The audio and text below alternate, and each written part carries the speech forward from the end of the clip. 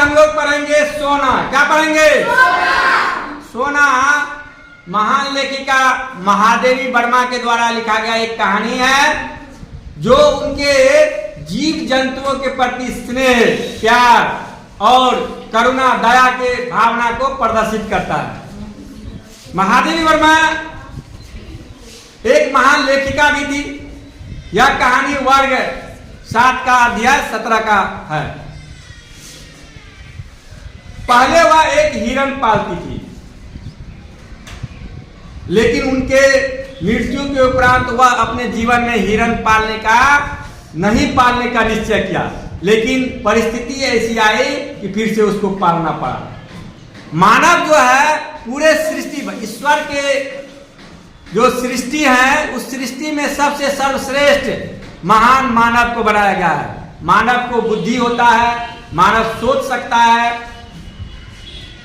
तो ये श्रेष्ठ जीव है। लेकिन इनकी हरकतों, इनके आदतों, इनके शौक के वजह से कई जीवों को कष्ट उठाना पड़ता है।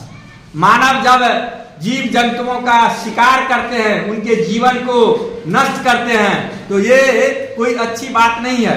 हमें सभी जीवों के प्रति दया भाव रखनी चाहिए। महादेवी वर्मा एक हिरण पालती थी। वह हिरण का बच्चा को, शावक को पाली थी और वह उससे काफी स्नेह रखती थी। लेकिन उसकी अकस्मात मृत्यु ने उन्हें इतना हिला दिया कि वह जीवन में दोबारा हिरण के शावक को पालने का निश्चय नहीं किया। मानव क्या करता? अपने खुशी के लिए, उल्लास के लिए, अपने सुख सुविधा के लिए बंदूक उठाई, पक्षियों पर चलाया और पक्षी धड़ाम से जाग गया। अर्थात पक्षी का शिकार करके उनको खाने का प्रयास करता, मनोरंजन करने का प्रयास करता। उसी प्रकार जंगली जीवों का भी वो शिकार करने का प्रयास करता है, जो कि ठीक बात नहीं है। इससे पर्यावरण पर भी बुरा प्रभाव पड़ता है और जीव का हत्या तो होता ही है। इसी तरह क्या हुआ कि जंगल में शिकारी शिकार करने के लिए गया। शिकारी के आहट को सुन करके हिरनी ने अपने शावक को अपने शरीर का ओट दे करके उसे बचाने के लिए भागने का प्रयास कर रही थी। इसी दौरान शिकारी ने उन हिरनी का शिकार कर लिया। हिरनी मारी गई। जब हिरनी मारी गई तो उनके शरीर से चिपक करके उनका शावक पड़ा हुआ था। शिकारी जब उसके पास पहुंचा तो देखता है हिरनी के शरीर से शावक चिपका हुआ है। तो दयावश हो या मनोरंजन बस, उस शावक को वह शिकारी अपने पास ले आया, घर उठा करके। उनके घर की औरतें, बच्चे, उनको कभी पानी पिला करके, कभी दूध पिला करके जीवित रखने का प्रयास किया। कभी पानी पिला करके, कभी दूध पिला करके उसको क्या करने का प्रयास किया?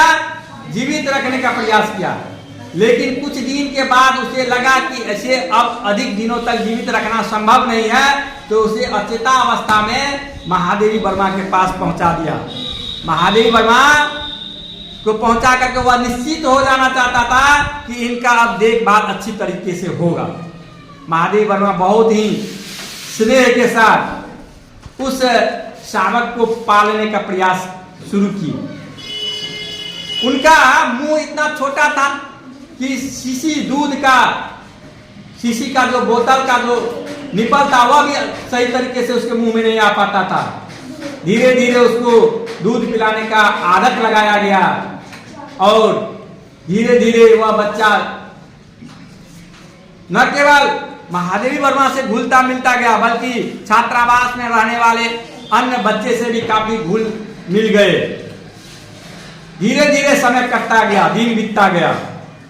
वह शावक धीरे धीरे बड़ा होता गया।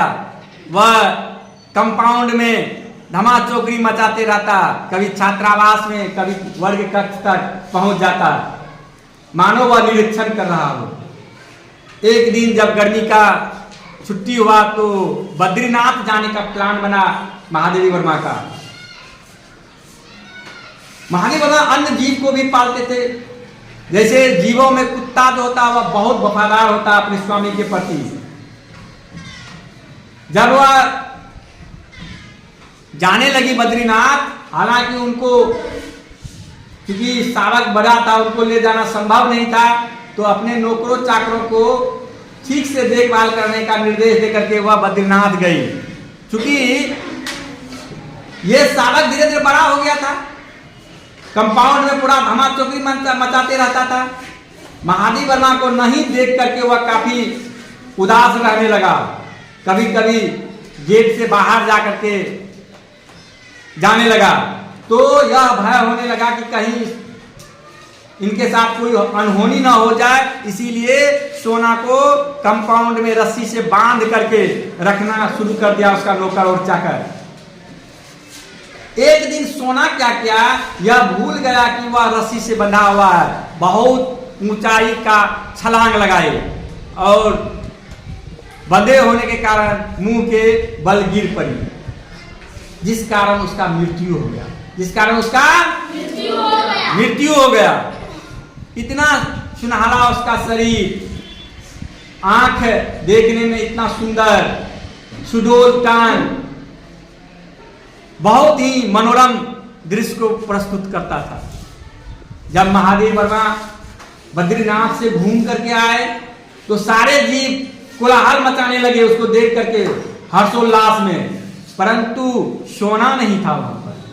सोना की अनुपस्थिति को देख करके महादेव वर्मा की आंख तलाशने लगा, सोना कहां है। कोई भी नौकर चाकर कहने के लिए तैयार नहीं था, लेकिन सबकी खामोशी यह प्रदर्शित कर रहा था कि कुछ न कुछ सोना के साथ अनहोनी हुआ है। थोड़ी देर में पता चल गया कि सोना अब इस दुनिया में नहीं रहा। सोना अब इस दुनिया में, नौकर चाकर ने उनका अंतिम संस्कार किया और गंगा में उसे प्रवाहित किया। गंगा में उसे अब महादेव वर्मा उनके जाने से इतनी दुखी हुई कि निश्चय किया कि अब हमें किसी हिरण के शावक को नहीं पालना, किसी हिरण के शावक को। लेकिन फिर से कुदरत का ऐसा संयोग बना कि फिर से उसको हिरण पालने का अवसर प्राप्त हुआ, क्योंकि उनके सामने एक ऐसी बालिका हिरण के बच्चे को लेकर के आए, शावक को लेकर के आए।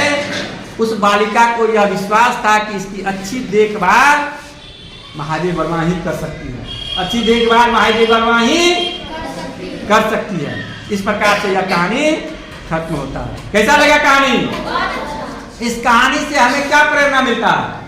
इस कहानी से हमें प्रेरणा मिलता है कि हमें जीव जंतुओं के प्रति दया भाव, स्नेह, प्यार रखना चाहिए, क्योंकि सबका जीवन भगवान अनमोल जीवन होता है, सबको जीवन जीने का अधिकार है, सभी जीव जंतुओं को जीने का अधिकार है। इसीलिए हमें किसी जीव जंतु का शिकार नहीं करना चाहिए, उनके जीवन को खतरे में नहीं डालना चाहिए। हमें सबको अच्छी तरीके से देखभाल, पालन पोषण, प्यार, स्नेह रखना चाहिए।